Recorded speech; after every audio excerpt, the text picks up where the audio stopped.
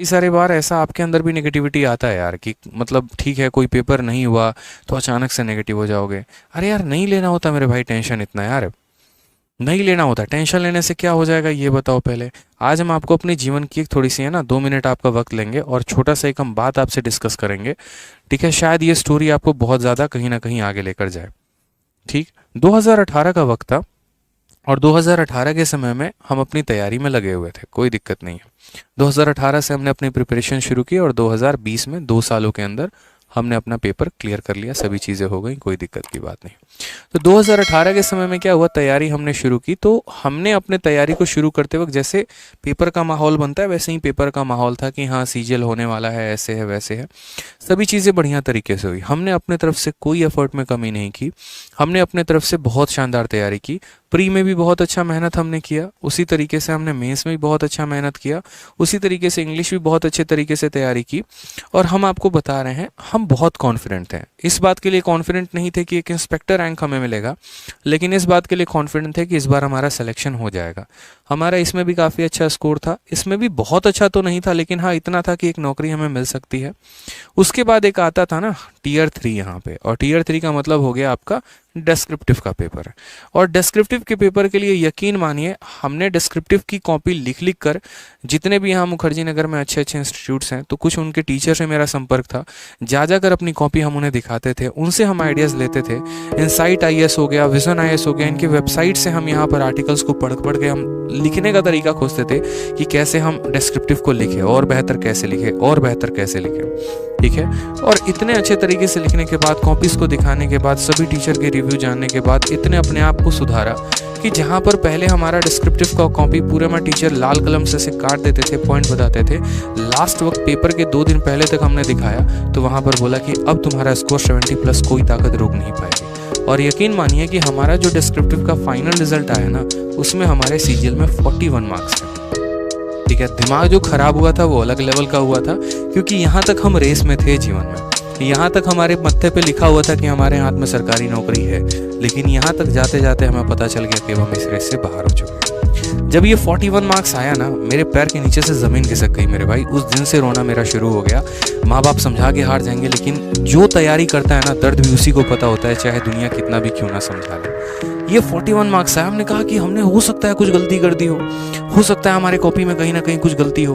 ठीक है, शायद जो पूछा गया था मुद्दा उसके बारे में ना लिखा हो। हमने आरटीआई लगाया, आरटीआई लगाकर अपनी कॉपी मंगाई और कॉपी मंगाकर वापस हम पहुंचे उसी आईएएस लोगों के टीचर्स के पास कि सर जिस तरीके से आपने हमारा मार्गदर्शन दिया था हमने उसी तरीके से तो कॉपी लिखा।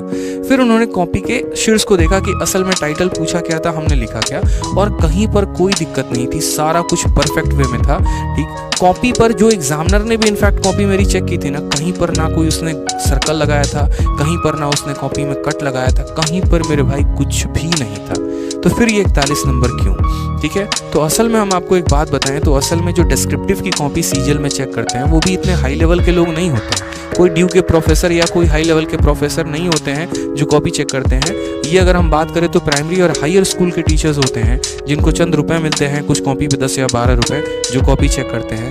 मूड सही रहा तो अच्छा नंबर देंगे और घर पे बीवी बच्चों से लड़ाई करके आएंगे तो आपकी कॉपी पे अपना खुन्नस निकालेंगे। और सबसे घटिया बात एसएससी की ये है कि आप इस पे कुछ भी नहीं कर सकते, ना चैलेंज कर सकते हैं, ना कुछ कर सकते हैं। जितना आ गया तो आ गया। इस बात को हमने एक्सेप्ट किया। उस दिन हमें पता चला कि चाहे आप यहाँ पर कितने भी रेस में क्यों ना हो जाए, ये पेपर आपकी ऐसी तैसी कर सकता है। कई सारे बच्चों के ऐसे हालात हुए हैं कि बहुत शानदार नंबर होने के बावजूद भी वो यहाँ पर आके टीयर 3 में बाहर हो जाते हैं। उस दिन मुझे काफी दर्द हुआ और उसका एहसास ये रहा ना कि अगले 1 साल तक मेरे अंदर नेगेटिविटी भरी रही चीजों को लेकर, क्या होगा, कैसे होगा, क्या होगा, क्योंकि एक अच्छा वाला बंदा जो रेस में था ना वो एक दिन के आने की वजह से बाहर हो गया। क्योंकि लास्ट में यहाँ पर अगर मेरा 70+ होता तो बहुत अच्छे तरीके से 30 नंबर के साथ मैं अंदर में लीड में होता। और यकीन मानिए मेरा लास्ट में जब आया ना, जब रिजल्ट खुला तो मेरे पास मेरे कट ऑफ से 1.4 मार्क्स मेरे कम रह गए थे। वो छोड़ो, अगर 2 नंबर भी एक्स्ट्रा होते तो मेरे हाथ में एक सरकारी नौकरी होती 2018 के सीजन के माध्यम से, लेकिन इसका परिणाम ये नहीं हुआ कि हमने पढ़ाई छोड़ दी। इसका मतलब ये नहीं हुआ कि हम चीज़ों में बहुत नेगेटिव हो गए, दिन रात बैठ के एसएससी को गाली दे रहे हैं, दिन रात बैठ के यहाँ पर जो है नेगेटिव ही ढूंढने जा रहे हैं, हमने मेहनत करी, हम सुसाइड करने निकल गए। ऐसा नहीं था, वक्त लगा, समझने में आया कि हाँ यार ठीक है, कोई बात नहीं, किस्मत का खेल होता है, अगली बार वापस से मेहनत की। अगली बार तो हम ये मान के चले ना, साला ये कुछ होता ही नहीं है, इसलिए मेरे को है ना तुम 30 नंबर दे दो, फिर भी इधर इतना लेकर आऊंगा कि तुम्हारे ये 30 रहे तो भी ठीक, ना रहे तो भी ठीक, सिलेक्शन तो मेरा होना तय। और यही कारण था कि जब यहाँ पर इस बार प्री में तैयारी की तो प्री में 185, जहाँ पर मैथ 50, इंग्लिश 50, रीजनिंग 50। मेंस में जब हमने तैयारी की तो मैथ्स में हमारा 227 हमारा फाइनल स्कोर था।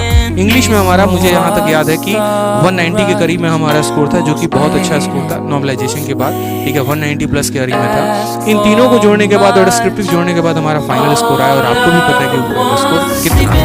CHSL में अगर हम बात करें तो जो डिस्क्रिप्टिव में हमें 41 नंबर मिले थे, बैक बाउंस करके CHSL में 76 नंबर लेकर आए, और CGL में इसी डिस्क्रिप्टिव में मुझे जहाँ तक लगता है 70 प्लस उसमें भी मेरे मार्क्स थे। यानी उसके बाद से जितने भी डिस्क्रिप्टिव दिए, कुछ कलाकारी सीखी हमने, कुछ और लोगों से जानकारी प्राप्त की कि कहाँ पर कुछ और किया जा सकता था, जिसकी वजह से हमारे और बेहतर नंबर आते, और उसके बाद यहाँ पर सब जाकर 70+। CHSL में जो स्कोर था वो सेकंड हाईएस्ट था ऑल ओवर इंडिया में, 78 हाईएस्ट था और 76 मेरा।